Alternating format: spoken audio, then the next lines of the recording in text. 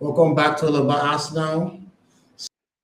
7 goals were scored in one game. Chelsea got completely outclassed. Real Madrid did what Real Madrid usually does. And Arsenal were very quiet in their job going into the quarterfinals of the Champions League. The round of 16 is finally over, and I and my panelists are here to, cook and review what happened. So without further ado, let's welcome back Henry to the chat. How you doing, my brother? I'm good. I'm good. It's nice to be here again. Yeah, of course. Logan as a podcaster, it's certainly in the blood. So now it's time to take some time out, to really, and there's no better place to start. And of course, the greatest club in the world right now, Arsenal. How was this game for you, bro? Yeah, I was. I think this is the kind of game every Arsenal fan would love to have. Where you control of the game, you don't look like conceding. And you just knew it was only a matter of time before the goal went in. The goalkeeper was excellent, especially in the first 30 minutes until the Eze goal went in. It was a completely dominant performance from Leverkusen's goalkeeper. But as soon as that Eze goals went in, you kind of knew there was no way back for them because we're totally in control of that game, and we just needed that first goal to go in, and Rice just sealed it off at the end of the day. But it was a convincing win. There was no panic, no stress from the Arsenal team, and this is exactly what the Arsenal fans have been clamoring for. Over the past couple of weeks. And something interesting, I think Eze has kind of brought something new to the way Arsenal play. Prior to this season, we've been a team more trying to find that extra pass, especially in the box. But with Eze coming in, he brings something different. I think he's been one of the players with taking the most shots, outside of goal from outside the box for Arsenal. And I think that has resulted to him scoring at least most of the goals he scored has been from outside the box or like taking on those shots where Odegaard will try to find the final pass, the killer pass, but he's been something different, and that gives us Arsenal, something different, especially in those tight games. I agree, bro. So, but did it feel like one of those games where a goalkeeper that is usually not that good turns into peak manure? Because for some reason, when we tend to play some kind of games, the position goalie will just become a monster and start saving all of, that kind of stuff. Remember what happened against Man United against De Gea, where he had 14 saves and we ended up losing the game 3-1. So when he kept shooting and shooting and shooting, and this guy was just impenetrable in that goal, were you concerned that Leverkusen might just have one opportunity and theirs will go in? Well, if it were previous seasons, I think I would have been scared. But I think this Arsenal team, they know how to lock in. They know how to get the job done. So I wasn't really particularly concerned because Leverkusen were not really threatening. But in football, there's always the saying that if you don't take your chances, it comes back to haunt you. Generally, that feeling is always there. But the quality of chances that we had in this game, I felt that it was only a matter of time. With the quality of chances, if we're not creating like really good chances, I would have been a little bit worried. But I knew it was just going to be a matter of time, and I knew that we're defensively locked in and focused. So I wasn't really particularly concerned. Maybe if it had dragged on up until maybe 60, 70 minutes, then I would have started to panic a bit. But I think getting that goal, especially on the 35th or 33rd minute mark, I think was a perfect time for the goal to go in and just kind of calm everybody's nerves. No, awesome. So now let's lineups. In the previous tie in Germany, we had Kai Havertz start the game. No, Gyökeres start or Havertz start. You said that the most point in Germany was Gyökeres, right? It was Gyökeres, yeah. Yeah, Gyökeres, yes. And of course, going into this Gyökeres game, started. Yeah, so let me just quickly do it. I'm trying to see the It was disparity Gyökeres. I think it was probably the same, apart from I think the lineup was literally the same apart from Ben White and Martinelli. Oh yeah. So yeah, yes, you're correct. So in the first leg we had Martinelli on the left hand side, but in the second leg Trossard came in on the left, and in the first leg we had Timber on the left, right on the right back position, and of course White came in the right back. So now Yeah. let's talk about White for a little bit. Did he look off the pace for you? Do you think that he needs more games under his belt, or do you think we're not done well enough to keep him fresh enough by playing too many games for Timber? And of course, you saw the effect against Everton. Timber had that injury that kept him out of this game. That we're not even scared that he can make the Man City game. But the question is, what's your take on Ben White's performance in this season? Has the injury bug been so bad for him that there's no chance for him to actually be a first team player anymore?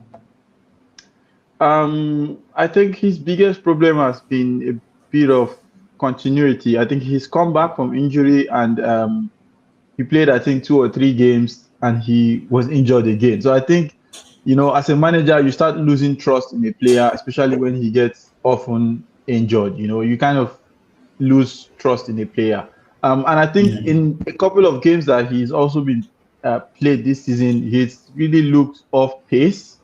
So everything adds up, and the manager feels like I can't really trust him. It's not the same player he was maybe 2 years ago. So I think that has played a role in him seeing limited number of games this season. However, I still feel like Arteta could have done a better job in terms of rotating him. I feel like the games where we were expected to be on the front foot and not get much of a threat, especially in the defense, I think we would have gone, especially in mostly the home games, would have gone with Ben White on that side and just to free up Saka a bit and get him a bit fresh and also get Timber a bit of give Timber a bit of a breather, But Arteta, he's so intent and so he wants to play, if possible, the same 11 always.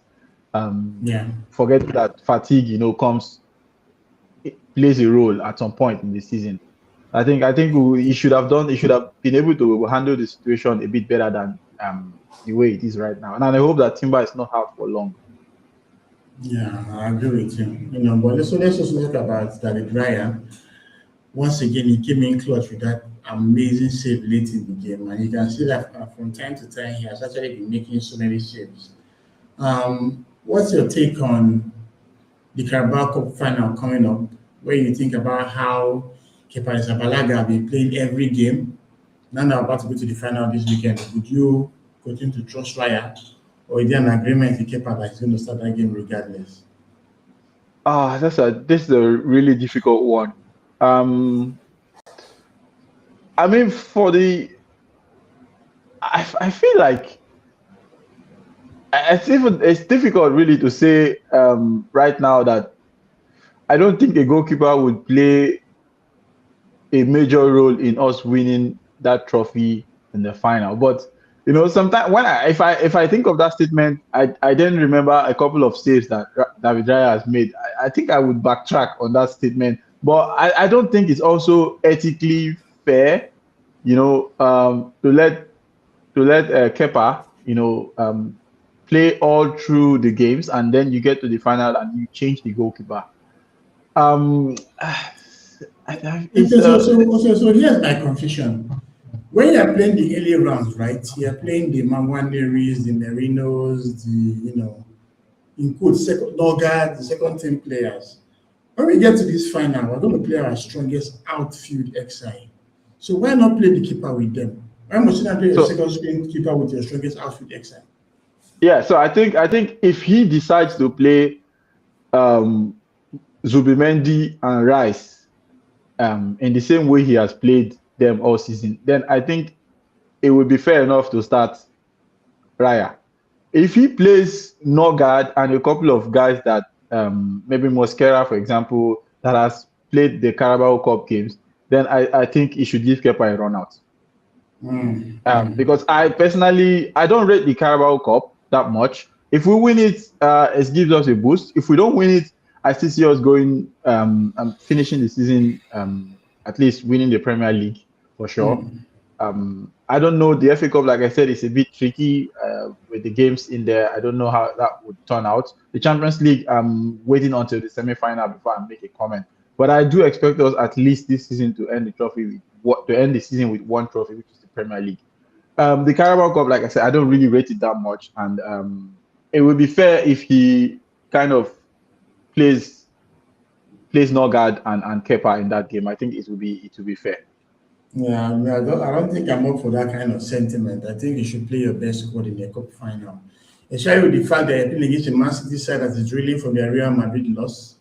A win against Man City, especially in the Carabao Cup, to galvanize the squad. Many of these boys don't even know how it feels to win a trophy. So I don't think, just like what happened in the Europa League, right? We decided to start check who was already washed up ahead of Ben Leno. And you saw how he became a double agent for Chelsea that evening, allowing all sorts of goals to go into his net. Well, Let's talk. thankfully, that's why we're pundits and not we don't have to make the decision. So Yeah, I agree.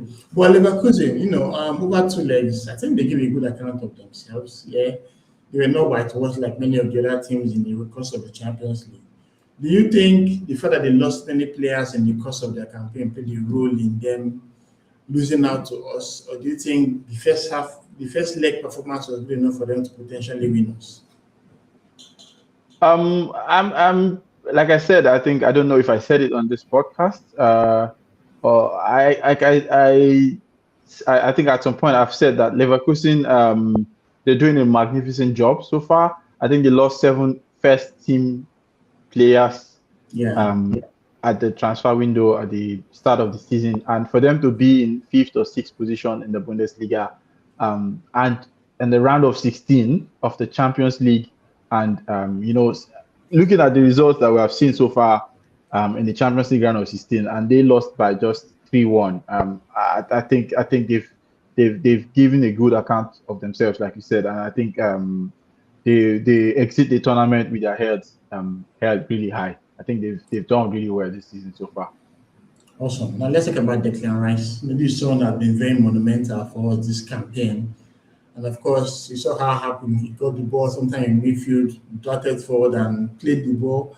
So there was a confusion about it. Did it look like it was certainly going to go in? Because the keeper certainly didn't react like he felt it was going to go in. I mean, if you watch the replays, especially from the review, when you see the goal from the review, I think the curve on that ball was almost similar to the way he did it against Madrid. I think the 2 free kicks, I think the curve was exceptionally. It was difficult for the goalkeeper, especially with the crowd of bodies in front of him. He had no chance. He had no chance. It was perfectly placed. I think it kissed the base of the post before it went in. There was no chance for the goalkeeper. I mean, if you're watching it in real time, you wouldn't expect it to go in. But when you see the from the replays, it was just perfectly placed. You couldn't get a more perfectly placed ball than that.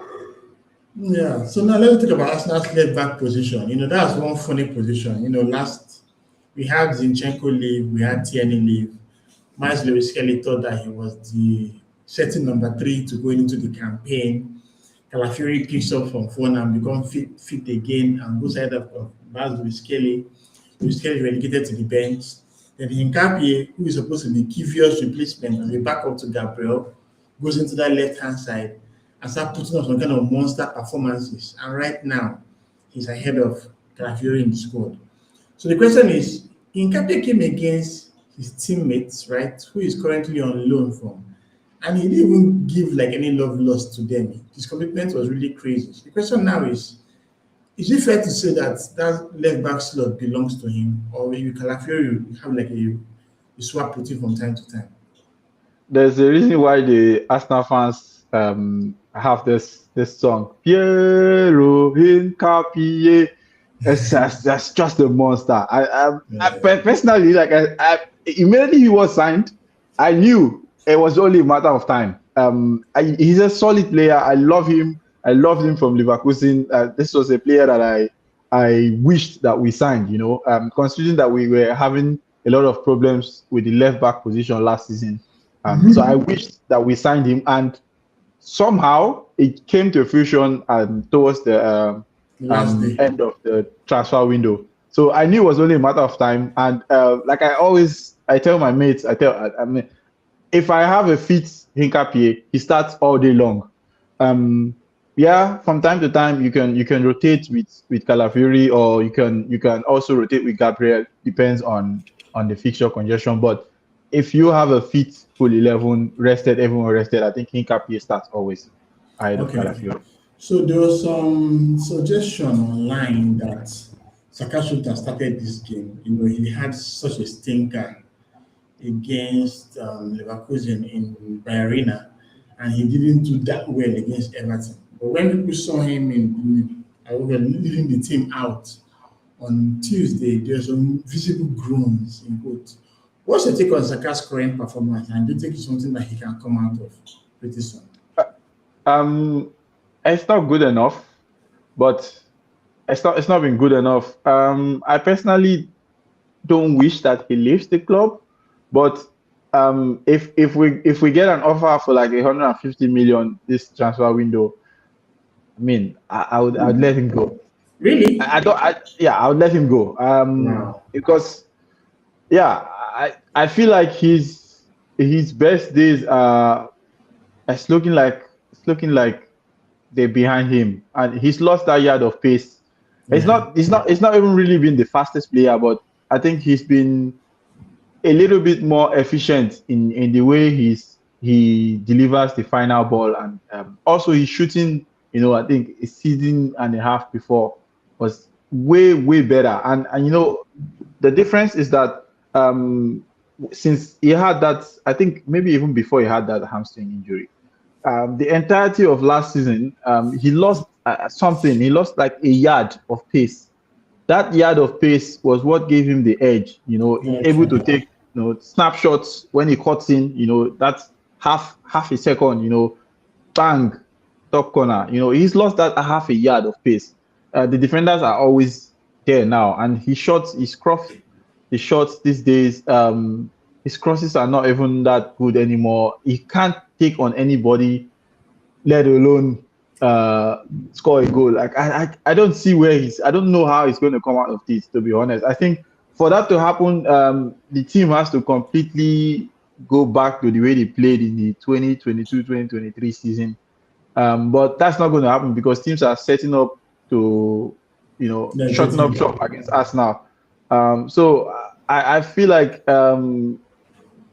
I don't know. I feel like even if we're to keep him, I don't think he stays more than next season. If he's not doing well next season, I think it's just time to cut your losses and move Yeah, forward. but don't you think our current tactics also play a role, especially with Timber being in the right hand half space, allowing Saka to now stay very long at the byline to give width, Even compared for to how England, things used to be. No, no, at Arsenal, back then there was a triangle on the right, where it was Saka, yeah, Odegaard, and White, right? yes, Timber came into the picture. Odegaard had been struggling with injuries. So, two questions for you. One, do you think that he's really missing his sparring partners in Odegaard and White that much? And two, don't you think that Arsenal's latest tactics that I see the wingers stay on the byline and the fullback on the half space play a role in stifling Saka?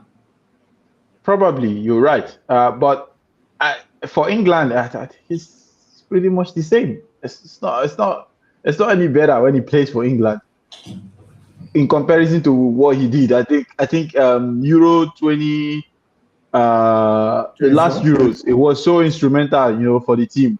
And the Euros even before the 2020, like he was so good. But look at the last year and a half. It's for England or for Arsenal. It's the same, literally. It's been out of sorts, and I don't even if yeah I do agree with you to a point that the way the team is set up tactically, especially for us now, and don't get me wrong, people like, for example, Foden, he was having a phenomenal season with Man City, but for England, he was completely terrible. So Oh, yeah. it could be that it coincides with him having a bad form for England. However, I'm not entirely convinced that Ben White and Odegaard are the reasons why he's not playing well. If as a player you have to depend on two other players for you to play well in the entirety of a season, I don't think you're a world class player. That's Yeah. it. That's just it. If you look at world class players, for example, Messi played under different coaches, under different players, but the Yeah. results were still the same, and that's what separates you from the rest. You adapt to whatever is in front of you. You change your style, you change your pattern, you change how you approach the game, and Saka has not been able to do that. So like I already said this before. I don't think that he's a world class player. I think he's a very good player, but he's not a world class player, and I don't think he has a world class potential. He can be a very very good player on his day, but to be a world class player, you have to be in different seasons, in different times. The result has to be the same, and I don't think Okay. that he's there yet. Okay, fair enough. And that side comment I've been hearing is the new salary he has signed. Remember when we signed Ozil to a big deal and Aubameyang to a big deal, and now Saka is currently the highest earner at the club. Has that led to his regression as well? Or he was already in poor form before he signed the contract, and now he's still in poor form? He was in poor form already before he signed the contract. I think he's just he was probably just rewarded, which is, I mean, to an extent, it's understandable because he's giving his entire life to the club. Yeah. From a youth age and making it from the academy into the first team. Yeah. But And he again, also gave his hamstrings too. yeah, I also, he played the entirety of 2024, 25. I think constantly being kicked, injured, and Mikel Arteta kept on throwing him in the deep end. You know, probably Yeah. because he didn't have Anyone else he didn't- to rely on. anyone else. So I personally I don't begrudge the club for offering him that contract because if it were to be a club like Madrid, for example, he wouldn't get that contract. I can guarantee you that Yeah, because no. Madrid don't deal with emotions. They are a business run club. Your performances are what earns you the contracts. If you're not doing well, they will try to get you off at the right time. Okay, awesome, awesome. So, final thoughts on Arsenal Leverkusen. Can you give me your overall assessment of both legs? An overall assessment of the game. Both legs between Arsenal and Oh, Leverkusen, first and both second leg. legs. Yeah. I think the first leg, Leverkusen were a little bit better, but Arsenal, dug in deep, stayed in the tie, which is very very valuable, and that you can see that the experience this Arsenal team has had over the last couple of years. You can see the progression. Even when they're not playing particularly well, the experience is there. They know how to stay in, to dig in deep, and stay focused, just remain in the tie because you know that in the second leg at home you will always have a chance. And that's what the Champions League is about. If you want to win the Champions League, you have to make sure that you stay even in the tie that you're completely being outplayed. Just stay in it. Let the scoreline be as reduced as possible, so that when you have the second leg, you can change something, you can tweak something, and you can have a re-go at it. So the second leg was completely a different story. Leverkusen were outclassed, and rightly so. And I think Arsenal ran out deserved winners at the end of the day. Awesome, awesome. Okay, so let's go to the next fixture. And this was the clash between Chelsea and PSG. You know, so PSG did not just beat Chelsea; they actually embarrassed them. First leg, Attack the Prawns was 5-2. They came to Stamford Bridge, smashed them 3-0. Chelsea were looking like a team they're trying to figure out themselves, while PSG knew who they really were. They're very, very good in their movement, they're good in their precision, and they're very ruthless. They are the defending champions of the current Champions League. And what's your take on them? Because domestically, they have not been as super as you expected. When the Champions League, it seems like they've had some hot and cold performances. But this game against Chelsea, finishing 8-2, how big of a statement is this? to the rest of the guys in the Champions League? Um, I think PSG has finally found a formula. I think the same way Madrid, the Madrid that went on a three-peat, basically winning the Champions League 3 times in a row. They were not Mm-hmm. particularly great in the league. I think the league they lost to Barcelona and to Atletico Madrid. I think in the span of that 3 years, I think they won once the league in that 3 years, and the other times they lost to Barcelona and I think Atletico Madrid won one also. I think that's same form as what PSG currently. I think that's what they know how to play these games in the Champions League now, the big games. And kudos to Luis Enrique. I think a major reason why they've also not hit top form this season is they have rotated their squad very well to a large extent. Injuries has also played a part. Dembele has been for large parts of the first half of the season injured. You can see from I think January or February when he's been back on form, the goals have started flowing again for him and for the team. So I think Enrique, I think he made a statement after the Club World Cup that they were going to rotate the squad a bit because of fatigue and whatnot. And you can see that the players are coming now into the business end of the season really fresh. That's what also that Madrid team were able to do. They were using a different squad in the league and they were using a different squad in the Champions League. So I think that's what PSG has been able to do very well in terms of rotating their squad and their league, the league they play in, fortunately gives them that luxury that they're able to rotate, half their team or 60% and still somehow be on top of the league with a point or two, even though they've not been really great, but they still done enough to be top of the league. And I think they will win the league, even if not very comfortably, but still they win it because the other teams are not very consistent and they don't have enough firepower. So I don't think they have so much to worry about the league. They just need to win a couple of games, and the other teams will drop points. But again, I think they found that formula. Players are now the business end of the season, really fresh, and they're looking fit and looking firing. I think they're looking ready to go. And this was a statement performance, 8-2 against a Chelsea side that historically have been known for delivering on the big occasions. This was a complete whitewash and a masterclass on Luis Enrique and PSG. Yeah, so if I'm like Don right now, like I hate to be a Chelsea fan right now. It's the kind of thing that Don would say. How you doing, bro? Welcome to the channel, man. Good, mate. Thank you. Thanks for having me on. Sorry to be late. I just finished on another stream. But yeah, I mean, it was a bad night for Chelsea, wasn't it? Very bad night. Paris comfortably beaten. Yeah, They were yeah. So I naive, also Chelsea. appreciate the fact that They were naive in the last 15 minutes in Paris, and they were naive again, in the return leg. Partly because they had to go for it, but yeah, mostly, they got it wrong badly in this home leg. They really did.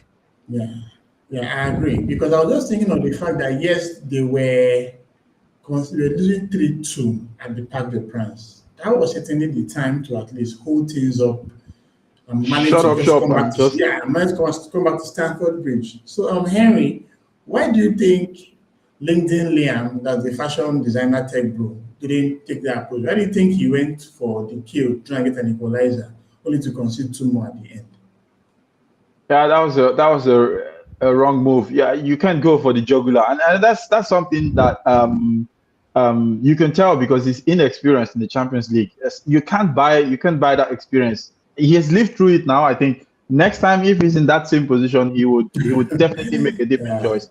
yeah, But you can't. That's a rookie manager move. You can't do that in the Champions League. You just leave it as it is. 3-2 is not a bad result. You go to Stamford Bridge. You have the 12th man at home, and anything can happen there.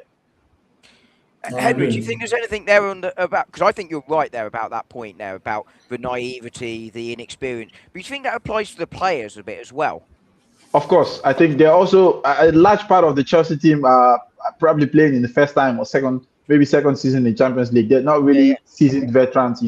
So both the players and the manager, I think, completely. But again, the manager is responsible for the way the team is being run on the pitch.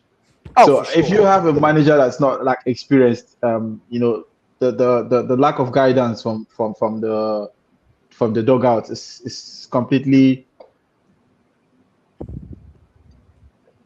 the lack Yeah, of I mean, guidance from the dugout. Yeah. I agree Okay. to a point, but I also think there is this sort of element as well where the players have to take some responsibility as well. But I think you are right. When you've got a more inexperienced team like that, and Chelsea definitely, are that.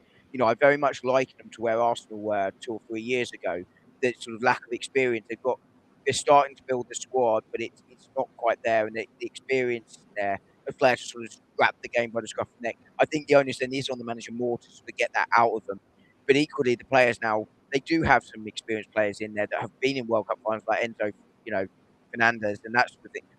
They need to start building that on the pitch, and those sort of players, I know Reece James was missing, need to sort of step up and do that as well. But you are right that ultimately it is the manager's responsibility, and particularly when you've got less experience on the pitch, there is more onus on you. Yeah, so Dom, let's just talk about the drastic change that was made in that game. On Tuesday night, we saw Anthony Kinski come on for Gigi Vicario and stunk up the place, only for Lyndon Liam to bring on Jorgensen, Philip Jorgensen, who has not played for quite a while for Sanchez. Obviously, you saw what happened in the third goal. Jorgensen was trying to play out from the back, and his inner Mustafi came up, and of course, that led to the goal from Vitinha. The question now is our managers right to make such drastic changes to their squad in such big games? I'm very cautious about answering this, given I think Kepa's are going to start in goal for us on Sunday.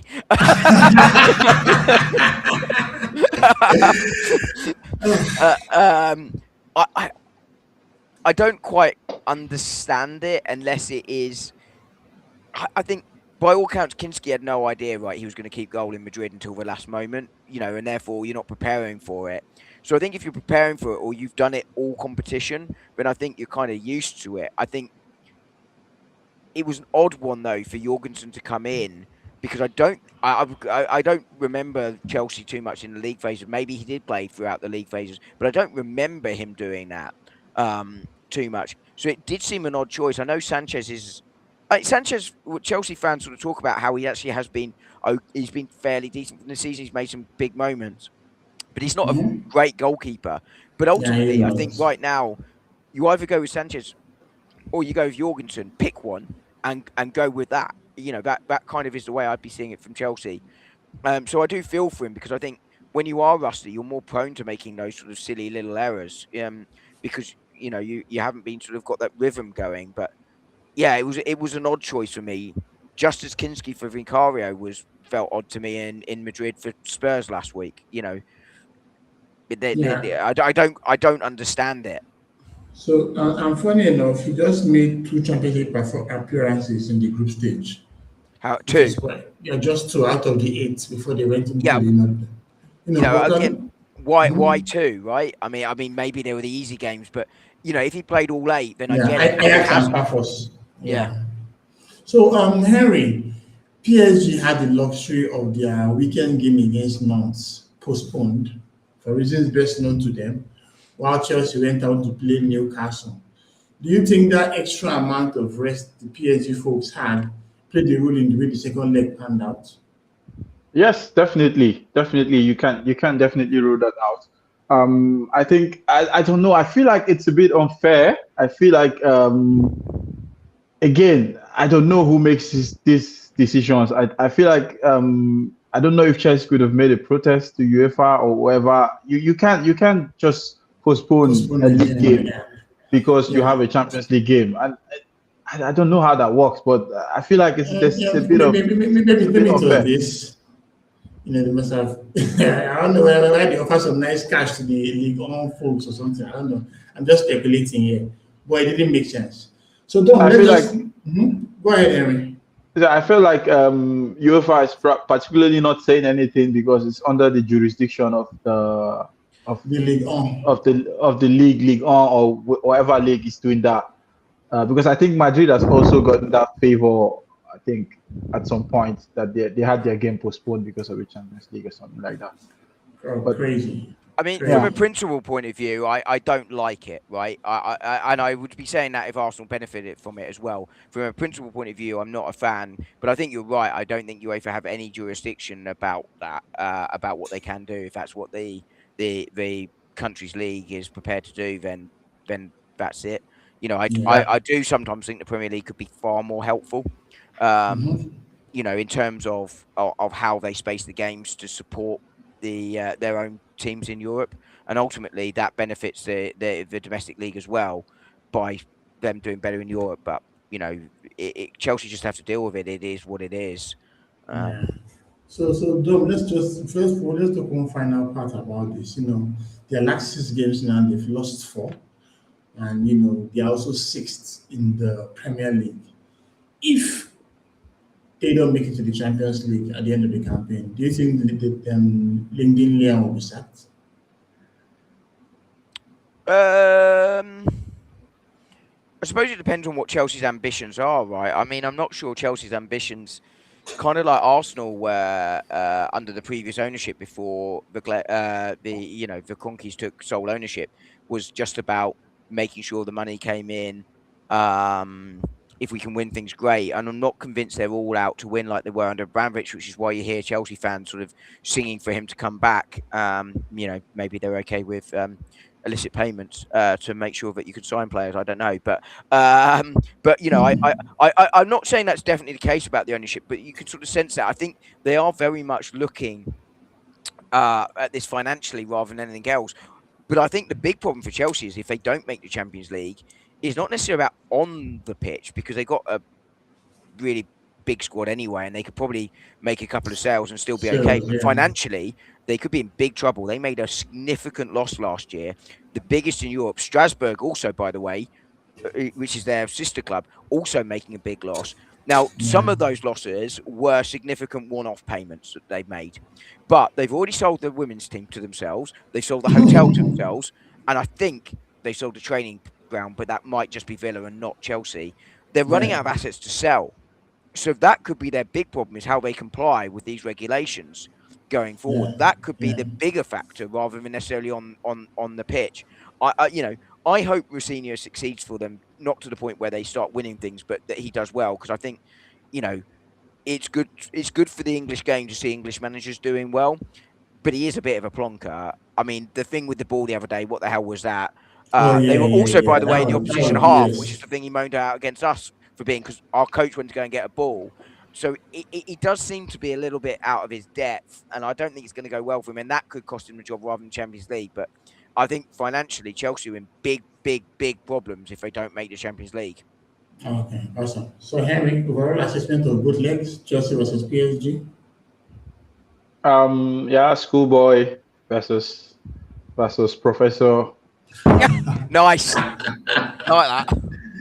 Yeah, Oh, my- yeah, Liam Rosino, who was taken through a Champions League masterclass. Yeah, that's not much to say there. I think Paris comfortable winners at the end of the day. I think Chelsea and Rosino should learn a big lesson from this going forward. awesome. Don, your assessment of both legs. Oh, Henry's nailed it. The PE teacher got schooled. Chelsea will, you'd think, learn from that. And I think there is an element there about the experience of playing in Champions League. I think it's what made Arsenal's run last year so remarkable, actually, was, Yeah, was that it was Arteta's first Champions League campaign. It was the first campaign for a lot of players, certainly to that level. Because it is hard. You hear ex-professionals talk about how those early years in the Champions League, it's all about learning. You saw how long it took Pep to win it with City, and yeah. he's done it before with Bayern and Barca. So I think No, they no, can take the lessons from it. he didn't win with Bayern, just Barca. He had 3 semi-finals with Yeah, but what I Bayern. mean was he'd had all the experience of playing in the Okay, Champions experience. Yeah, League and yeah, yeah, managing the yeah, yeah, Champions yeah, League yeah, with yeah. Bayern. But yes, you're right in terms of winning it. It's still difficult. So I think they'll learn a lot from that, Chelsea. But it almost counts for nothing if they're not there next season, because some of them, might not be Might leave the back. club. Yeah. Yeah. Yeah. And I think one challenge with Chelsea is that constant overhaul. For some reason, they just can't keep their players. He just want to continue. But it's deliberate though, At, right? It's because of the way the amortization rules. Sorry, I'm a bit geeky on football finances. Yeah, I Yeah, genuinely yeah. love this sort of stuff, but the amortization rules are basically what's keeping them compliant with the FFP and PSR rules and the UEFA Yes, I rules, do agree Panelists, with that. and that's okay. what it So is. they have no choice but to just sell. And that's why Yeah, they have this 9 years, 8 years contract, you know? yeah, Oh well, my I mean they've god. been limited to 5 now, even if they do sign the long ones because they've changed the rules. But you get the Yeah. instant sugar rush if they go and sell Pedro Neto tomorrow for 50 million quid. They get 50 million on the book balance sheet, and they will lose, say, I don't know how long his contract was, but let's call it 10 million.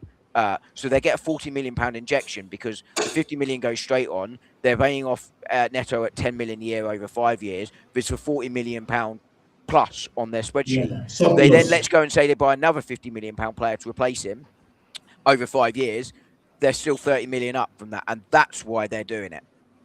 Wow. But That's just it does crazy. affect it on the pitch, right? Because you're losing those connections, you're losing that chemistry, you're losing that ability to build. And particularly when you then go and say, let's say they sell Neto, I don't know how old he is, but let's say he's 27, 28. I don't know how old he is. But let's I say think he's sort of, younger. yeah, I think he is too. But you sign him, say, as a 23-year-old, you sell him 5 years later as a 28-year-old. Yeah, he's You, 26 you, right now. yeah, but I'm just using this now as a hypothetical I example. get you. I get you. I get You're you. in your prime, and suddenly you replace him again with a 23-year-old. You're going back to square one every time, and I think it is affecting them. And it's why I wonder whether the owners really want to win or not. Yeah, yeah, because if you look at Roman, who used to attend the games, who knew what the team wanted and went as far as investing into those positions, and of course he had trophies to match. But obviously, this bully. Well, yeah, he might not have done it in the fairest of ways, as per them. Yeah, yeah, Definitely, yeah, yeah, yeah, definitely yeah. no. Yeah, no, but I still feel it was good for the Premier League because growing It up, wasn't. it was just Wenger and Mourinho, and it's now becoming a bit tiring. Sorry, Wenger and Ferguson. And Mourinho came in and just changed the picture. Initially it was Ranieri. Ranieri was not good enough. When Mourinho came, you could see that shift. And now Man City just took the same template and they would have been dominating. And now speaking of Man City, let's just talk about the game against Real Madrid. Then Oh again, my. we have had this game. It's like a thing you just expect every season. Madrid versus Man City, but you can analyze tactics, you can look at their form. But when it comes to the Champions League, Madrid just know how to win. Beating City over 2 legs was not a normal thing to do, but they did very well. They have the strongest of squads. So let's talk about that, Dom. How did Madrid defeat Man City over both legs despite major injuries to key names like Bellingham, Mbappe, and a couple more? I think you've got somewhat of a point about Real Madrid. They know how to win in Europe. They're obviously still a good side, despite the fact that their manager is, not necessarily the most recognised of names, and they they've been a little bit mixed under him. They've had a bit of a mixed season, a difficult season. But Yeah, I think this was more about Manchester City than it was about Real Madrid in many ways. I think if you look at the first leg, Manchester City's midfield, there was no combative edge in there. yeah. There was no I don't know what Pep was doing in that first leg, man. Yeah, he got the balance of That the team all lineup was wrong. something else. Yeah, And I think there is, I've said it all season, you'll know this from other shows we've done together. I've said all season that City will drop points. And this was before they dropped points to West Ham and Forest, because in transition, they really struggle. They can be yeah. got at and played through really quickly. And once you're getting at that back line, it's not the strongest back line in the world. And I think with a Hmm. side like Real Madrid, with the attacking talent they've got, and the way they play was perfect for playing through that City weakness. But Pep made it worse by the way he set them up in Madrid, and therefore he's 3-0 down. Then Silva gets himself sent off, and I'm not going to throw him under the bus because I think that's an instinctive reaction. He's not thinking about that. He sees a Yeah. ball, he's stuck at. We've all done it, right? I don't think he wasn't trying to cheat. He would have known he was going to get caught with VAR, etc., etc. It's just an instinctive. He's not thought about that at all. He's obviously got to go, and it's got to be the red card and penalty, and that's good night, Irene. So I think good as Madrid were, and they were good, and they are very well set up to beat City in terms of stylistically.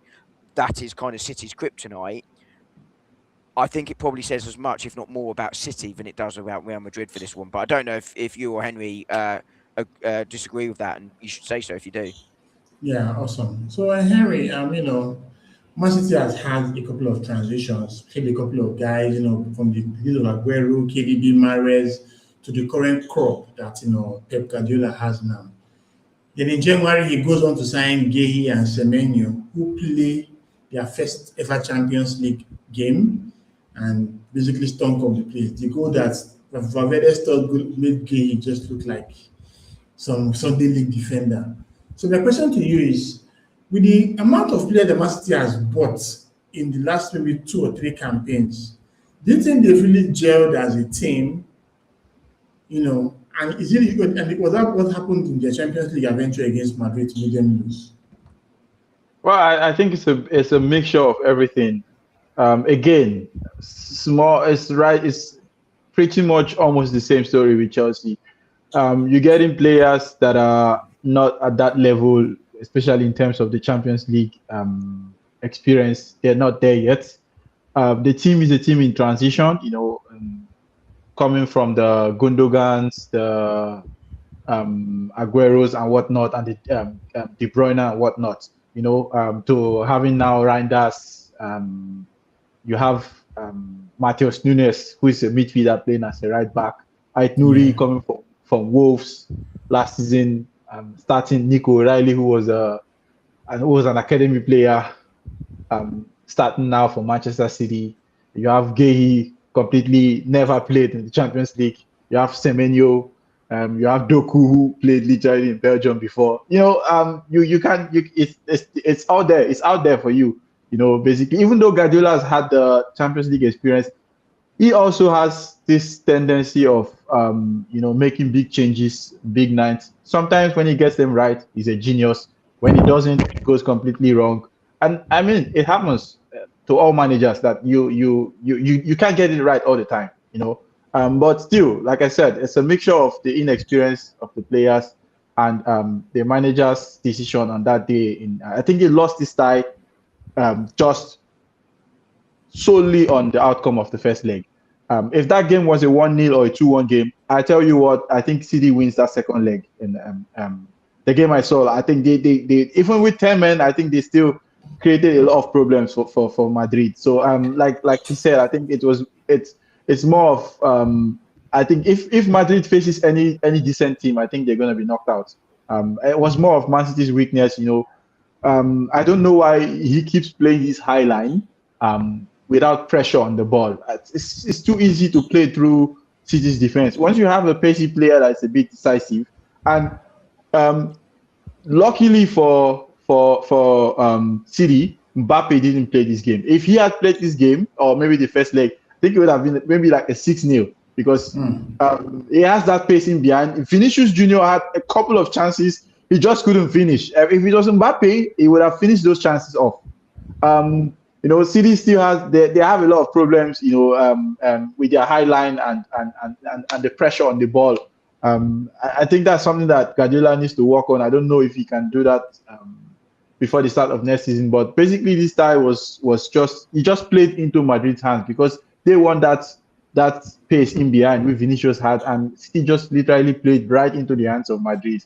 And there you have it, 5-1 as the outcome. So Pep did what Slot's been asking teams to do all season. The opposition, he went to him and went, "How do you want to play?" And Pep went, "Oh, right, you want to play like that? No problem."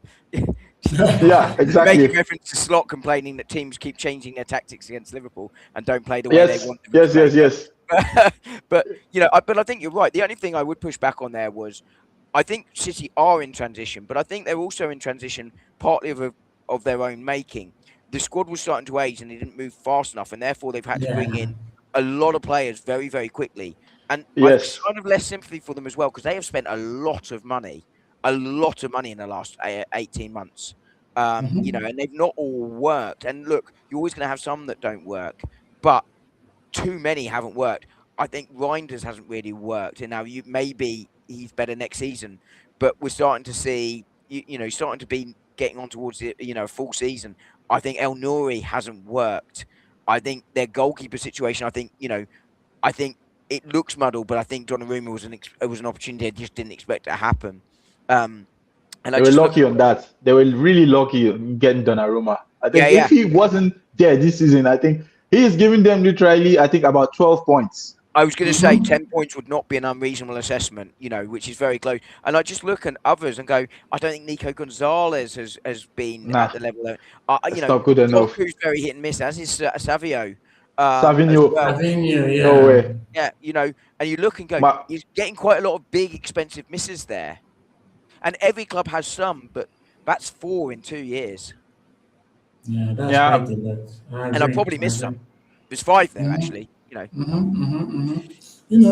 Henry, let's just talk some more about their key striker, Erling Haaland. Has it been found out? Because it kind of seems like that blistering form he used to show is not there anymore. Yes, he scored a goal in the second leg, but he was totally anonymous in the first leg. I think he had like 15 touches or some crazy amount like that. So the question is, anytime Haaland is stifled out, City basically struggle. Do you think Pep needs to change his approach? And do you think Mamouche has been a good backup so far? Well, Mamouche has not been I think I would rate him as part of the miss. He's not been a really good buy for City so far. Injured a lot, and when he's played, it's been a bit one good game, and he goes missing for like a couple of months, and then comes back again, and it's not been really prolific for City. In terms of Haaland, I don't think I can ever sit. I mean, right now, I don't think I can ever say that he's been found out. I think his game is literally based on the fact that he needs to be fed from the team. If the team is not really playing well, you don't expect much from Haaland. If you take Haaland out from this City team and put him in any team that create chances, he's going to score for sure. So I think it doesn't have to do with Haaland himself. I think it's more of the team than Haaland himself. If he gets a chance or 2 chances, he's definitely going to score. You're right. Maybe he's not been particularly great in terms of putting himself out there the way he was. I think he was a bit injured also. He's lost a bit of momentum, but I wouldn't really say he's been found out. I just think it's more to do with the way City is currently playing and the way the team is structured right now than Haaland himself. Okay, I would agree. Sorry, I would agree with that, but I think there's another layer to that as well, and I think you're seeing it across the league. Every team by Manchester United has a deeper line this year. There is less space for teams to attack in. Now, Haaland, we know, is a brilliant finisher, but I think it is impacting the way teams are being able to create chances, and a number of chances they're being able to create. The amount of clear opportunities this season is significantly down this season, and you look and go, how many forwards are really dominating this year? Yeah. Not that many. They're not, because teams aren't able to take chances. Manchester United's chances are starting to dry up a little bit now. I know they did against Villa. They got some, but even their chance creation is dropped significantly from the early days of Carrick, because teams are starting to show them a bit more respect and starting to drop deep against them. And that's just a nutshell snapshot of Manchester United. And I think that is impacting Haaland on top of all the other reasons that Henry's just correctly articulated. I agree. Okay, so final assessment of the Man City Madrid game, Henry. A bad mistake in the first leg completely sold the tie. City, for what it is, their problems for the entirety of the last 18 months were on display for everyone. It's completely lies on Guardiola now, to solve that moving forward. So I think Madrid were comfortable, and I think they deserved winners of this tie at the end of the day. Awesome. Don? Yes. You want to see your assessment? No, I know. I was no, Henry's nailed it again. I agree entirely. I think that's exactly right. Awesome. All right, guys. So let's go to the next fixture. This one was a total embarrassment. My good Lord. Like, for the life of me, I didn't even know what I was watching. Because when I watched the first leg, right, it was a 1-1 draw, and Barca managed just to get the penalty late on to actually draw the game. Yes, I had a feeling that Newcastle were going to lose in the Nou Camp, but I didn't expect them to be washed. Like 7 goals in a knockout game, they didn't just win; they basically sent an entire message to the competition. Attacking fluidity, relentlessness. Newcastle just couldn't keep up. The same guys that were monsters in their home in St James Park came here and became chickens. So Henry, like, what the hell do you think happened in this game? Camp Nou, basically. Yeah, it's obvious. I think you could tell, especially in the second half, the intensity from Barcelona. They ramped it up basically. The first half of that game was really tight, especially in the second leg. It was still a Yeah, good tie. 3-2. Yeah. I think it ended 3-2, but in the second half, Barcelona just ramped up the pressure, and Newcastle, for what it is, I think they got exhausted. It's difficult to keep that intensity up for 90 minutes, and more especially when you're going away and you don't have that 12 man that they have when they play at St James Park. Mm. And the experience of the Champions League, also kind of told on them. For what it is, but I think the last time I saw Newcastle ship in 6-7 goals was when they still had this Shea Giving and whatnot in goal. It's been a long. It's been a long Hey, while. we're not out knocking Shea Given, best goalkeeper in the world, isn't he? He's actually a good goalkeeper, but I mean, I was going to say he is. It was a bit of an in joke about. Yeah. One of our We were guys on a said, podcast where someone was saying that Shea Given, was. better Raya. Yeah, He's yeah. so tight. But he was a really good goalkeeper. You're absolutely right. But yeah, he was. But I think the last time they shipped in, I think the Arsenal game, I think at the Emirates was about 7-3 or something. Theo Walcott scored a hat trick on that day. I think that was the last time I remember the Newcastle team being completely outclassed this much. Okay. Yeah, the second half was completely Give me a horrible. sec, guys. Let me just quickly switch my power. 1 second. But what was I gonna say? I mean, I agree with you, Henry. I mean, I know AT's just going off there, but when he comes back, I can tell him that I've answered. I think you're spot on here. I think the momentum shifted after that penalty, which was a penalty, by the way, just before half time. Yeah. I think that killed Newcastle. But Newcastle. I think experience, the way they were set up, it was kamikaze. Kamikaze football played right into Barcelona's hands in that second half. But I think some of it was exhaustion, some of it was inexperience, and momentum just totally shifted. But Yeah. I always felt they were going out, but I thought they gave it a real go for 3/4 of the 2 legs. Both halves at St James and then first half at Nou Camp. But the quality told in the end from Barca. But equally, I think Barca can be got at because that high line is so high that actually I think better sides than Newcastle could get at it. And I think that would be a really interesting second leg, Madrid versus Barca.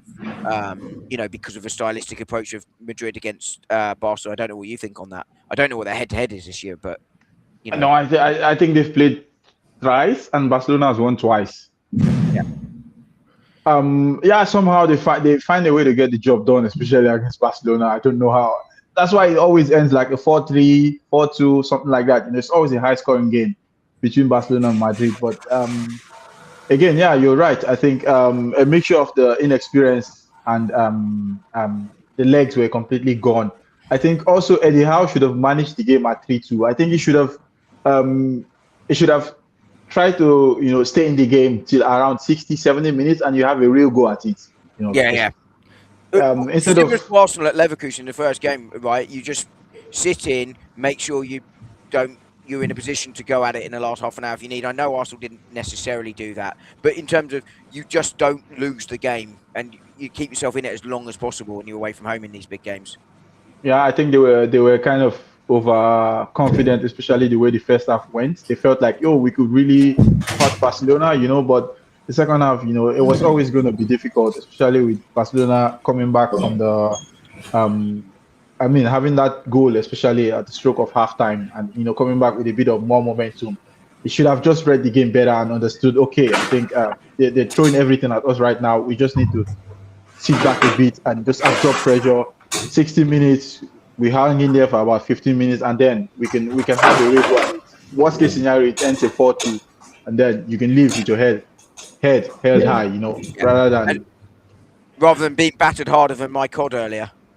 And I think I don't know how this affects them. Going for the last 7 games of the season now. I don't Especially know when they're how. struggling anyway. They're very And then mixed.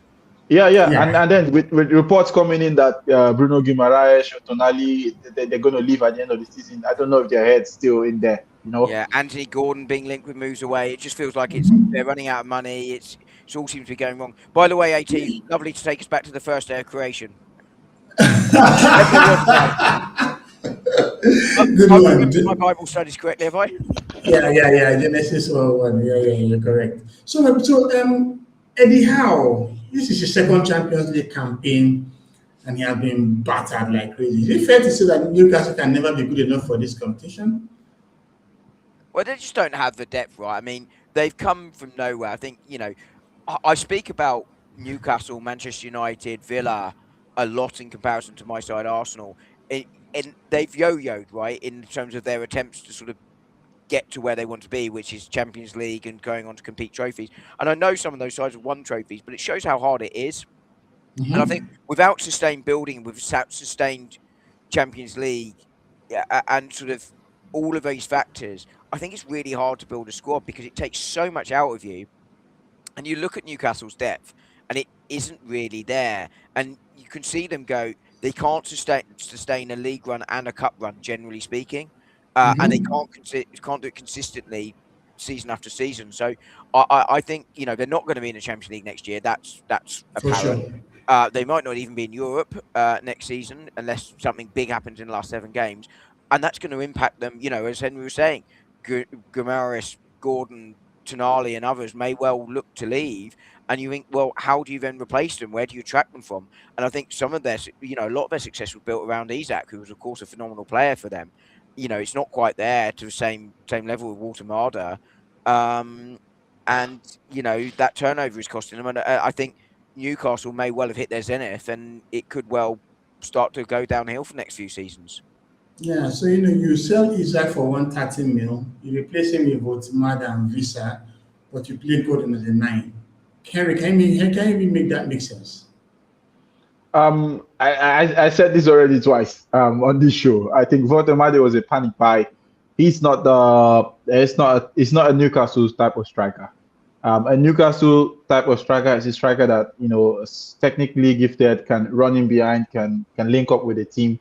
Votemade is most at best an aerial striker, and I think Newcastle are a team that likes to play in transition. They love counter attacks and whatnot. And if you're going up against a Barcelona team that plays a high line, you having Watermade on the pitch is basically just having one player less, basically, because you need someone to stretch that defense line to run in behind, and he's not going to give you that.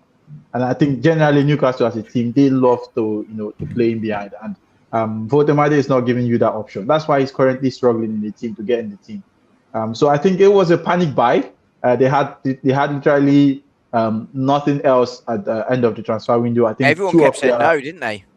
Yeah, they wanted a Kitike. Bremo said no, João Pedro said no, Ekitike said no, Shesko said no. Yeah, man.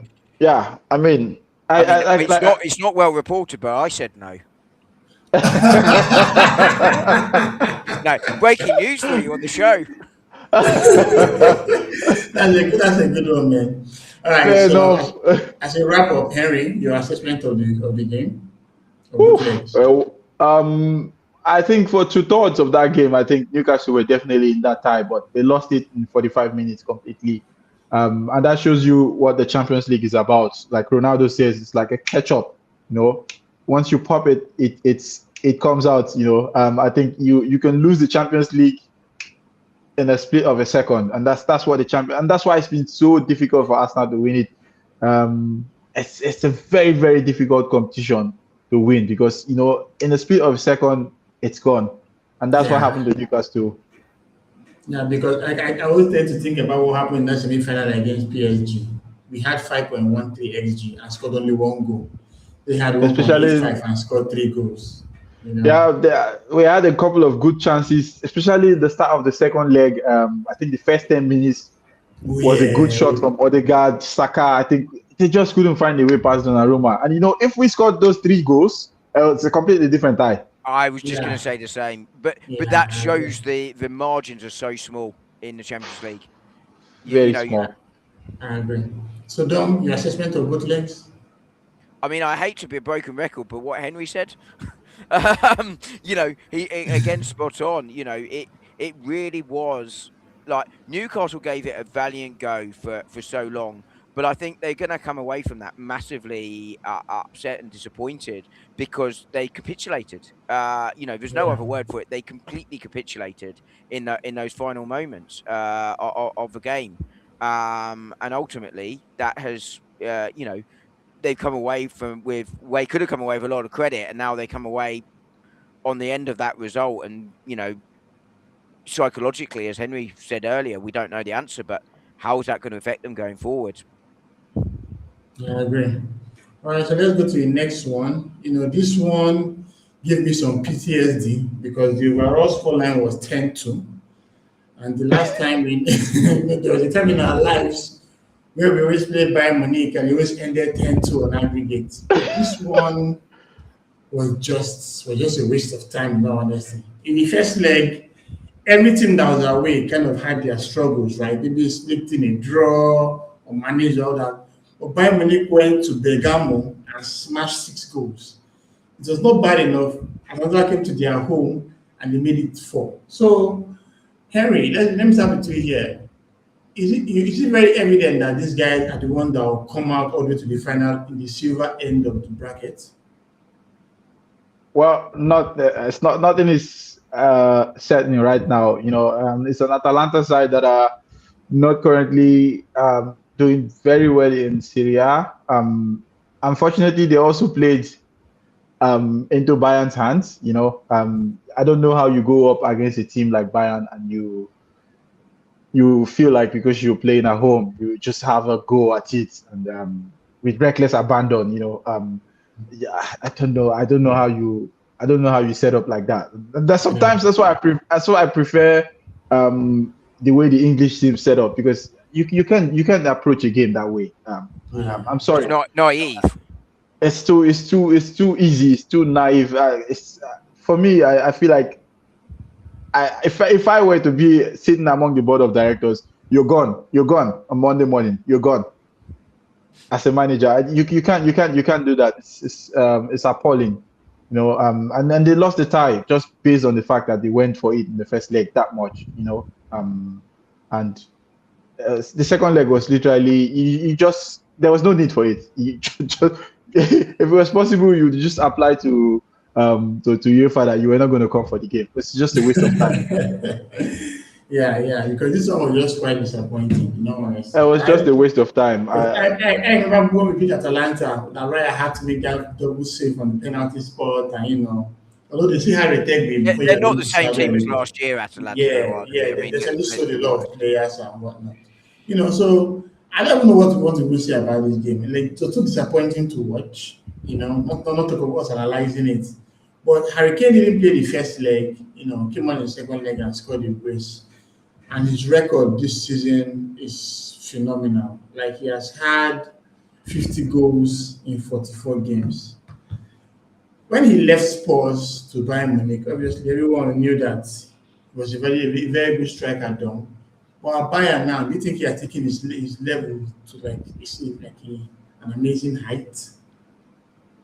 Oh, undoubtedly so. I mean, like you say, he's a very good player. He's experienced. He knows what it's all about at this level. And they've built the team really well around him. They've got pace around him. They feed him the ball early. He can link up play and he just gets on the end of it. They don't need his pace. He's very similar in some ways to Lewandowski, right? And I think that's why they Mm-hmm. made a really good replacement there. I think he's a phenomenal player. I think, and I think there are questions about whether he's suited to how England play, but certainly for Bayern Munich, he's absolutely, unreal.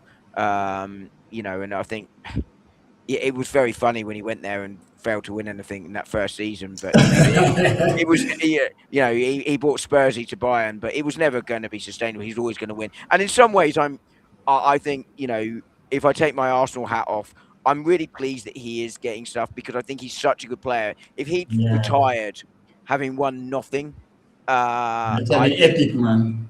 It would well, have been a shame.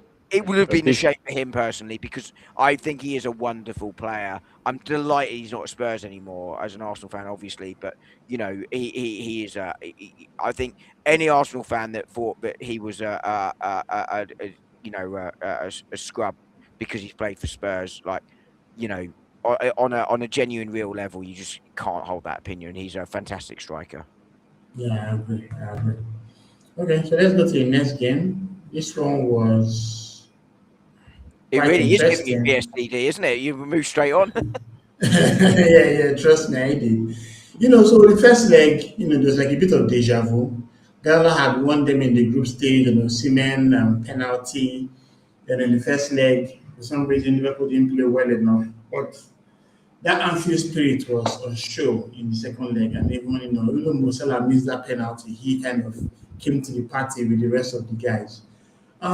Henry, what's your take on Slot's performances as a manager? Do you think he can take this team all the way in the Champions League, or do you think they have reached their end point in the next game they're about to play? um, I don't think that you can write off Liverpool, even though they've not been um, in the best of form this season. I think they have the ability to raise their game on a given day. I think, as you Mm-hmm. could see, when they came to the Emirates, I think they drew or they lost to Burnley. I think they drew Burnley at home at Anfield, and it was almost looking like, yeah, we're going to run them over, but nah. They came to Emirates and they gave a good account of themselves. Yeah. I think also against Madrid, I think they won. So they've shown that they're able to raise their game on a given day if they want. And I think that it's just a matter of if they want in the Champions League. I think they can do it. But again, it depends on the players. It depends on the slots. And I personally saw this game against Galatasaray, and it felt almost like the club days again. It was relentless wave of pressure until Galatasaray eventually caved in, and as soon as they caved in, it just kept on going, and it's reminiscent of the days of Jurgen Klopp. So I think Yeah. Liverpool, it's on them. If they want to play the game, they can play, and I think it will be at the peril of everyone to write them off. Fair enough. So Dom, this game Liverpool was really up for it, and the performances were very clear. Were there any standouts for you? To be honest with you, I was watching a little bit more of a Spurs game than the Liverpool game, but I was watching it sort of in passing. So I was really sort of watching the big chances that were created and what have you. But this didn't surprise me that Liverpool got through against Galatasaray, and it didn't surprise me they lost away and won at home. I think Galatasaray are a good side at home, not so good on the road. Um, so I think Liverpool will be really pleased with that performance out there. They needed it. They needed the feel good factor, and it was the way they won it as well. I think with that intensity. I think that was really, really important for them to win it in that way because it got the crowd excited and behind them and what have you. So I think the way they won it was important. But in terms of the Champions League, I'm not stunned if they go and win it, but I'm certainly not putting my money on them. I'm going to go. I'm going to say they don't win the Champions League. To be honest with you, so I am going to write them off. But as I say, they are good enough, as Henry said, on any given day to win it. I just don't think they will. I think they're a far better side, and they're going to need a shed ton of luck to win the league. Okay, fair enough. Fair enough. Champions League, sorry. Yeah. So The Henry, league, the league, they're definitely not winning. no, that's for sure. You're the one winning that last time I checked. So final assessment of the game. Professional performance from Liverpool, dominant performance from Liverpool at home. They're going to be a handful in this competition at Anfield, but I worry about similar to City. I worry about their defensive ability, particularly away from home in the Champions League, to win it. But if they get to the final, I wouldn't want to play them in the final in a one-off game. Yeah, I agree. I agree. Okay, so let's go to this next one. This one was kind of stunning. Bodo Glimt had the fairy tale and everyone was all about how they played their last 5 games. It was against they won Man City, they won Atletico Madrid in Atletico's home, and of course they defeated Inter in the playoffs. So there were some high expectations for Bodo Glimt. But when they came into the first leg against Sporting, they smashed them 3-0, and everyone was certain that okay, this was a game that was going to be put to bed. But Henry, in the second leg, Sporting just turned up, 3-0 in the regulation time, 2 more in extra time, and now they have a date with us. But why did it go wrong for Bodo Glimt? Yeah, I think this is something that Bodo Glimt's team and manager they will wake up. They would have woken up on a Thursday and or on a Wednesday morning and would be like, oh my God, I think we messed that up. I think there have been only 4 teams in the Champions League prior to this that has come back from a 3-goal deficit. Hey, Henry, I don't know if you know, I'm stat man. That was going to be me.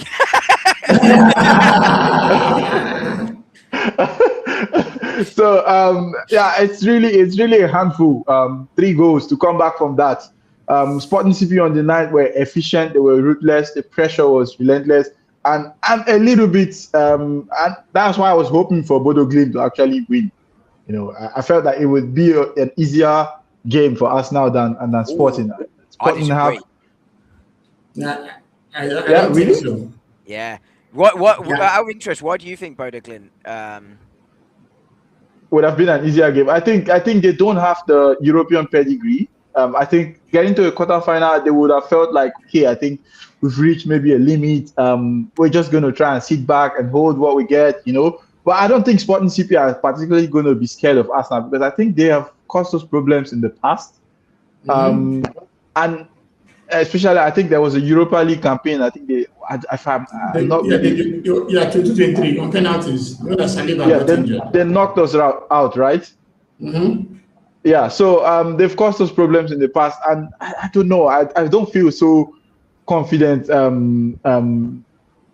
against the Sporting CP. I don't think Arsenal has particularly been also great, especially when going to Portugal. We've not had really good results in Portugal, be it FC Porto, Benfica, or Sporting Lisbon. So I don't know. I think and funnily, I'm not even so confident when we play at home against these teams, also from Portugal. It's not really been a convincing. I think maybe one time we had a 5-0 win against FC Porto where we lost at the Dragao, and then I think that was the Sami Nasri season where we watched them 5-0 at the Emirates. Aside from that, I don't really remember a particularly convincing performance against these teams that we expected to beat. It's kind of a potential banana scheme for me. And that's why I would have preferred Bodo Glimt, which I think we could have easily, in terms of reputation, been able to trample over them. But, Sporting CP are not going to be scared of Arsenal in any way.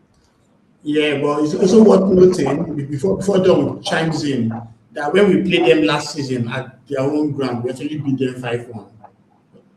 Was it 5-1? When it was 5-1, yes. Yeah, that game where Gyökeres was completely marshaled by Gabriel. But I mean, the scoreline kind of didn't really tell the story, of the game. Yeah, it was closer than the results suggested. I mean, I think Henry is right in terms of the actual quality of the teams. Bodo Glimt is the easier side to play. They're also in pre-season and therefore probably not at their match sharpness. I think this told a little bit here. But the reason I'd rather play Sporting is more because of the impact I think it has on where we are in the season right now. Arsenal are playing a lot of games, right? Now, we have rotated despite people suggesting we haven't. We have rotated quite a lot during the course of the season, but even so, the players have got a lot of minutes in their legs because of the number of games that are being played. Going to Bodo Glimt is an incredibly arduous journey. The weather still isn't amazing, which will have an impact on the muscles. The longer flight will have an impact on the muscles, and we've got a side with, that have got all these minutes in the leg. And you've then got to go and play on that plastic pitch, which we know is more likely to cause muscle injuries because of the type of surfaces. And from all of those points of view, given we need to try and keep our players fit to try and keep going after 4 competitions, and I don't think we're going to win all 4, by the way. Something somewhere is going to have to give eventually. I don't know when, and it hopefully won't be this Sunday. But I think for those reasons, I'd rather go to Sporting, where I think the quality of them is a bit better, but I think Victor Gyökeres will be absolutely up for it. I think Sporting will attack us slightly more than Bodo Glimt, and I think that gives us a really good chance in transition. And we saw it happen when sides do try and attack us, particularly in Europe this season, but in cup competition, we are capable of opening teams up and putting them to the sword a little bit. I mean, how we only scored 2 against Leverkusen, I don't know, the way we battered them. And I also think that the warm weather and the shorter distance travel are also favourable for Arsenal in terms of the overall season. And that's why I'd rather play Sporting than Bodo Glimt. But Henry is right that Bodo Glimt are obviously the weaker side of the two. But by the way, this performance of Sporting was superb. Like, they had to come out and attack. Obviously, I don't think they would attack Arsenal in the same way they did Bodo Glimt, because A, they're going to be at home first, so they're not having to try and chase the result. But secondly, they're showing more respect to Arsenal, understandably so, than they did Bodo Glimt. But I agree. It was a great performance from them, and I'm really concerned to a certain degree, because they are very technical, and they said that will certainly not have any fear for us. But I think Arsenal can have enough in the tank to get a result against them. I think that Go ahead. I think that to make this tie easy for us Arsenal fans and for themselves as the players, I think they need to get a result at in Lisbon. They have to get a result in Lisbon. Be it a 2-1 win, 1-0. I don't want a draw. I don't want to come back to the Emirates with a draw. We need to win that game in Lisbon, and then they have to come out at the Emirates, and then we can play our game. If we come to Emirates with a draw, I don't know. I'm gonna be completely uncomfortable with a draw. I disagree. I think obviously the ideal world is you go there and win the game. And at that point, Sporting had to come out, and you'd expect Arsenal to put them to the sword. I don't think Sporting are going to sit totally deep the whole time. And I think really in a 2-legged tie, you don't lose away. Ideally, you win, as you say, but you don't lose away. I am comfortable if we go and draw away from home. But the ideal world, of course, is to go and win it comfortably, and you can rest several players at home.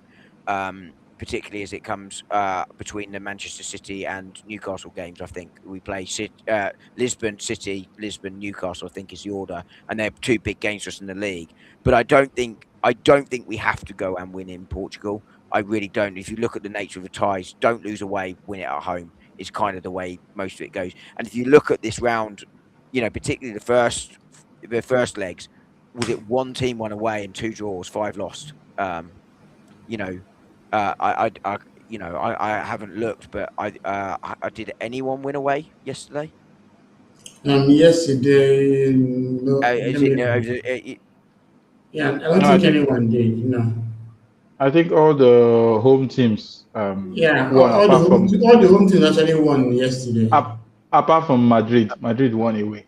Madrid went away, but they were facing Tuesday. Yeah, sorry, I meant over the 2 ties. But Madrid were also facing 10 men for a long period of that. Only PSG and Madrid. Yeah, awesome. And again, it shows how difficult it is to win away at this stage in the Champions League. True. Okay, so the last fixture we're going to cover, which was the Spurs Atletico game, the first leg was a complete disaster, but I think Spurs gave a good account of themselves. They had a streak of 6 losses in a row, had the draw against Liverpool, and now they finally won a game. They think their first win in 9, their first win in 2026 as well. Their first win since the 28th of December 2025. And their fourth. They've only won 3 times in the league at home, but obviously they've had some Champions League wins at home this season. Terrible. So Henry, let's think about it. It is terrible, isn't it? It's really bad. No, it's horrible. Like if you put it in the right context, it's horrible. If I take my Arsenal hat off, of course, you are right. So Javi Simons came to this team as a Son Heung-min replacement, and from what you've watched up until your match, has it justified that move? Is that a question for me? Yeah, I want you to answer it, but I want Henry to start first. No, he is not. And I've been personally disappointed by him. because I think I rated him as a really, really good player prior to his move to Spurs. But I still think that he's not been playing really badly, but I think what's been around him has not been good enough. And I think he's one of those players that plays well when the team around him is also very good. I don't think Spurs has been at a good level this season enough. I think he's been fighting too much more than he's used to. So I think in some ways he has been out of his depth. But I mean, yesterday he showed really good character. To come off trumps with 2 goals, I think showed much to his mentality as a player. But I still think that he's a good player, and I just don't think he should be at Spurs. I think that was a bad move from the start for him. Okay. And Dom, your thoughts? Very similar to Henry. I mean, I did a video in the summer saying how I thought he'd be a really good move for Arsenal in a world where they didn't get Eza, who was my preferred choice for that. I thought they have similar characteristics there: instinctive players, moments players. So I think Mm-hmm. Henry's absolutely right. He hasn't hit the heights of Spurs this season. I don't think there's any question about that. But I also think he's been impacted by Thomas Frank's style initially.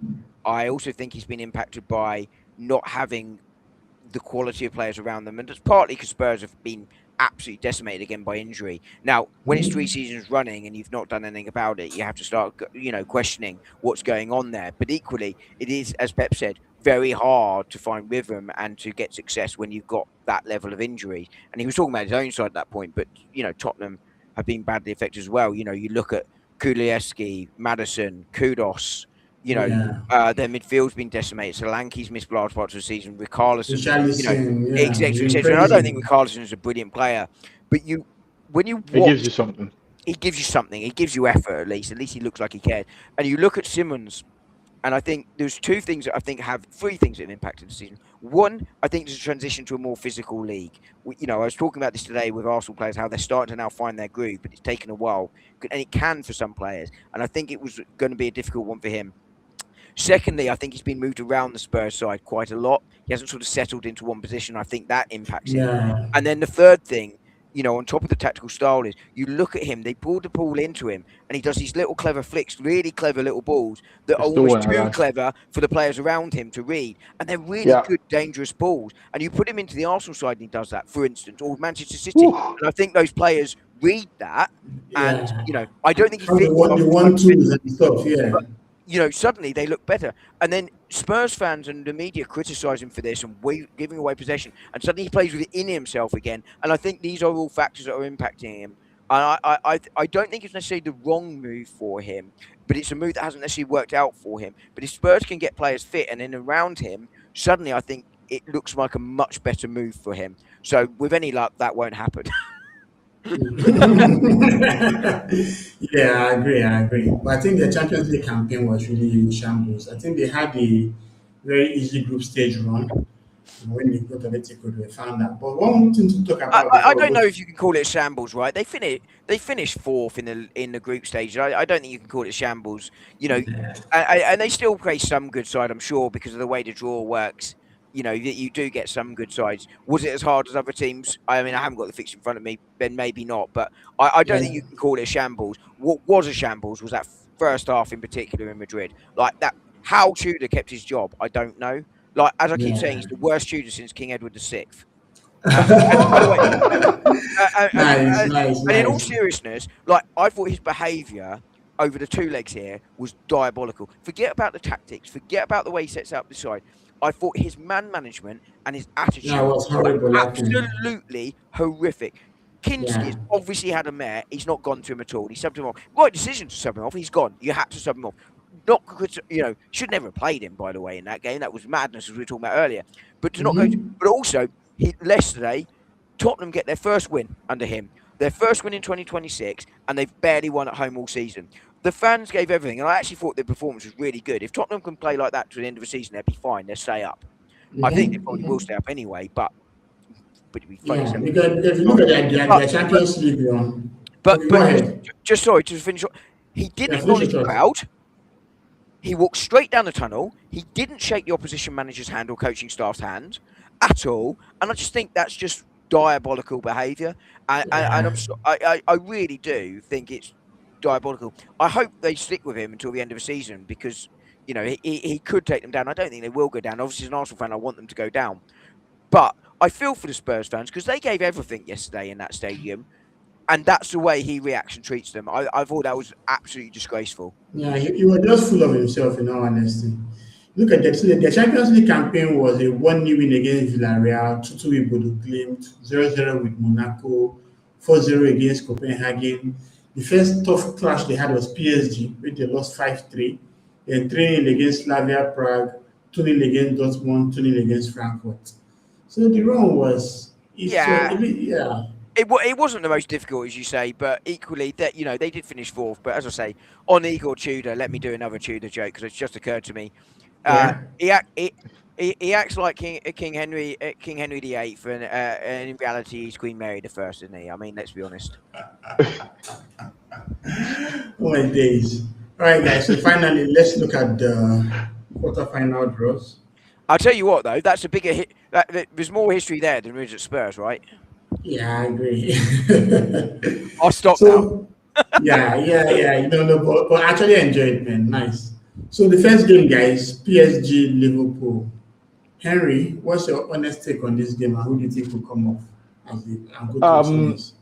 That's gonna be a difficult game. I wish they had to go to Parc des Princes for the second leg. It would have been more interesting. But now, going to Anfield, I don't know. It's gonna be a tricky game. But I mean, finally balanced. Two good sides. I mean, it's gonna be a good watch for the neutral. So, and who will qualify? I still think PSG would have more in them. I think PSG goes through for that one. Dom? Agree with Henry. I think really interesting if that's the other way around. Really interesting this way round because I think Liverpool at home in the second leg is really interesting. I don't like this, the way they've done it this year, which is, and this one is the right way round, but the way the seedings are working and you take Atletico Madrid shouldn't be away.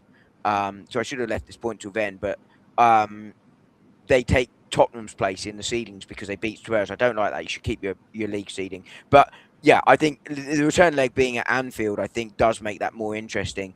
I think Paris Saint-Germain will try absolutely everything to blow Liverpool away in this first leg, like they did Chelsea. And I think Slot will try and set up Liverpool away from home. I don't think he'll be as naive as Rosnar. He will try and set them up like Liverpool did twice against us. And I can't blame them for that. Because if they can avoid defeat or get a narrow defeat there, they've got a real chance in that second leg at Anfield. But like Henry, I think Paris Saint-Germain will go through. Awesome. So, Henry, let's preview the next game. Real Madrid versus Bayern Munich. Interesting one. A clash of two different styles, but I think Bayern has far too much in them. I think it's going to be maybe not so comfortable, but I think so far, based on what I've seen, I think Bayern has a lot in them than Real Madrid. I think they kind of outclassed Manchester City based on the way City played that game. But I think Bayern has a mixture of the control and also the good football. I think they go through for this one. Dom? I think Bayern go through this relatively comfortably. I think they win this by 3 or more on aggregate. Oh wow! I think that is a reflection on both on the ability of Bayern and on the fact that I think there are significant issues in this Real Madrid team, particularly defensively. Bayern are solid defensively. I think they will make it really, really hard for those Paris Saint-Germain attackers to get the freedom of the park that they did against Chelsea. That's not going to happen. For them to anywhere near the same degree. So I think they will win this relatively comfortably. I really do. Okay, so let's go to the next game. Old shout that. Atletico versus, Barca versus Atletico. Henry. I don't know. I have a gut feeling Atletico are going to go through. I don't know why. Oh, wow. I think everything hinges on the way the game is played at Camp Nou. If the scoreline is very close going into the second leg, I don't know. I feel like Atletico are going to pull through. I don't know. I have this feeling. But if Barca are able to play their game, especially in the first leg, but I think they would have learned a lot from the Copa del Rey semi-final they had against Atletico Madrid, where they were completely washed 4-0 in the first leg, and then they tried to come back in the second leg. I don't know if that is going to play a role psychologically again in this fixture, but I feel like if this tie, the first leg is very close going into the second leg, I don't know. I feel like Atletico might just nick it at the end, but I think Barca goes through. But I have this feeling that Atletico are going to give us a bit of a surprise. Dom? I mean, I feel like I'm back in the 2010 general election campaign over here in the UK. But instead of agreeing with Nick, I'm going to agree with Henry. I was talking about it earlier about how it's a sort of battle of the styles, right? It's a very different approach to playing the game. And I think over 2 Champions League games, despite the fact, Henry was saying that Atletico haven't beaten Barca this season, I think they're going to go through. I really do. I think that kamikaze high line is brilliant to watch, so fun to watch. But at this level of Champions League, someone somewhere is going to find them out. Yeah, I agree. Arsenal Sporting. I can see the biases coming out already. I think there's there can only be one. There can only be one answer here. I think Arsenal goes through. I think and comfortably. Okay, Dom. I think Sporting are deserving of our respect. They are, as they showed against Bodo, capable of turning it on. But I think for me, I agree with Henry that Arsenal should be too strong and will be too strong for this one. But anyone thinking we're going to win this 5-6-0 really comfortably, I think you're in for a rude awakening, but Arsenal should and will go through for me. Awesome. All right, guys. So that brings us to the end of today's stream. It's quite late. Thank you so much for coming through. Really appreciate it. So, final thoughts on the round of 16 in general, Henry. What did you enjoy the most as a fan and as a neutral? As a neutral, a surplus. I think goals were all over were littered all over the place, and especially with Chelsea losing by such a huge margin. I don't know if I felt better after any Champions League round than the way I feel right now, and also Spurs. But I mean, the second leg kind of ruined it. I was hoping that Atletico were going to turn up there and make it like another 5-2 or 5-1. Just to make the midweek completely interesting. But I think Chelsea losing 8-3 was definitely for me the highlights. Just basically goals all around as a neutral was something interesting to watch, and I hope that we see that again in the quarterfinals. Awesome. Dom? I mean, obviously the highlight as an Arsenal fan is watching Arsenal go through. But I think the moment of the Champions League that brought me most joy was watching Ezra's goal on Tuesday. Like, absolutely special goal. In terms of as a neutral, I mean, I'm not neutral, but I think the most impressive was Bayern Munich winning 6-1 away. That was properly impressive. I know Atalanta aren't great, but 6-1 away in a knockouts of the Champions League, like that is whoever you're playing, that's to be respected. Similar with Sporting, obviously coming back, as Henry said, that only happened 4 times previously. They were huge moments. The most enjoyable moment for me was obviously watching Spurs absolutely capitulate in Madrid, because as an Arsenal fan, suddenly, we might go down, but we're going to win the Champions League. You never were going to win the Champions League. At least let's put that to bed. I agree. Awesome. All right, guys. So, Henry, DHS on club. What should we expect for you in the course of the week and going forward? Hopefully, I'll be dropping some content for the Carabao Cup, and I hope that we win that. There's gonna be a special review. If we win that, if we don't win, I'm just shutting up shop. All right, guys, please follow Henry on DHS blog. I'm going to put his link in the description or some content that he posts. My guy, Henry, I'll be sure to try and give you a sub afterwards. So if it's in the link, At, I shall click and subscribe. So you're going to laugh in a minute when I tell you what tomorrow's video is. Okay, what's the video, bro? Yeah, I mean, I've got I do daily shorts or 99% on Arsenal. Occasionally sort of a little bit wider than that. I've got one out today on the summer signings sort of settling in. Yesterday I covered both the fact that the rumours that Berta's going to leave, which I think are absolute tosh, and I would encourage anybody reading reports to check your sources. Is that a reliable source before you start panicking or getting excited about anything on this sort of thing? Berta, I'd be stunned if he leaves this summer. But Hopefully also, not. I just don't think so. I think it's I wouldn't even allow him to leave. The guy did so much, like he was like a don this summer for us, man. Imagine if we still had Edu. Well, I mean, just really quickly on this one, I thought Edu did a reasonable job when he was here, right? You know, because actually Arsenal, I think that's his level. Like Arsenal weren't brilliant, and generally speaking, he helped improve us. He was part of that. How much was Arteta, how much was Edu, I don't know, but ultimately they're a partnership. But it was the right decision to move on from him, as we saw this summer, albeit we had money this summer, which we didn't the previous summer. I think we really need to remember that. But Berta is a level above, and Arsenal moved. We've moved beyond Zinchenko and other players like that. We've moved clear upgrade. He was a clear upgrade. Yeah, we've moved beyond Edu. But I don't believe Berta's leaving this summer really quick. I'm spoiling my own video here, but that, you know, I think it was rubbish reporting. I think, sure, Manchester United might be interested or Bayern Munich might be interested. So the journalist may be correct, but just look at it rationally. You go, he's shown loyalty. He's just arrived. Arsenal potentially could be on the verge of something really, really special in the coming years, hopefully starting on Sunday and continuing throughout this season.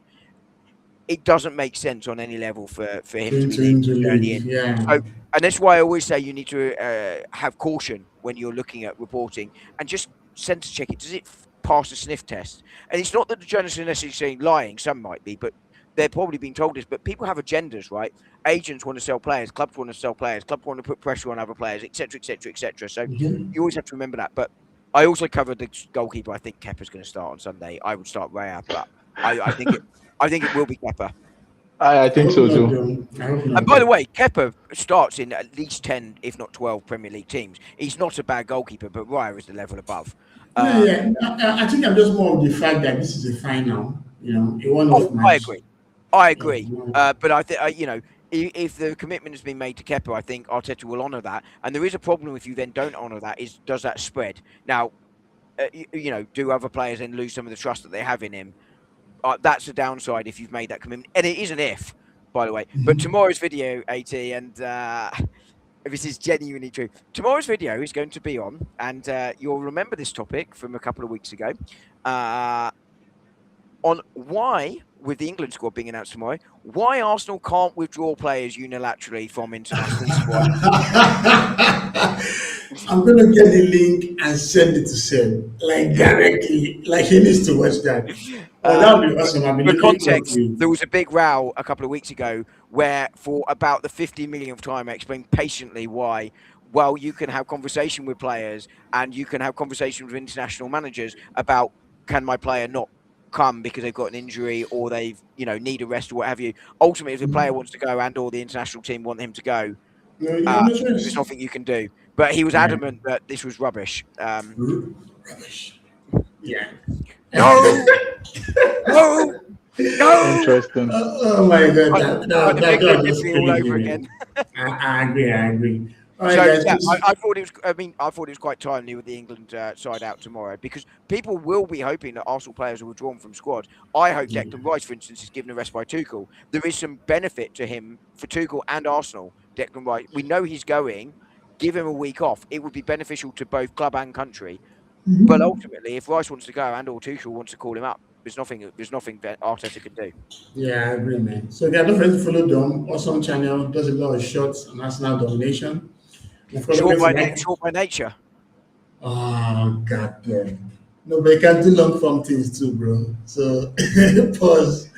All right, guys. Thank you so much for being in the stream tonight. It's always a pleasure having you guys here. Don't forget to like and subscribe to whatsoever on the chat, and we'll see you on the next stream. Till then, come on, you guys.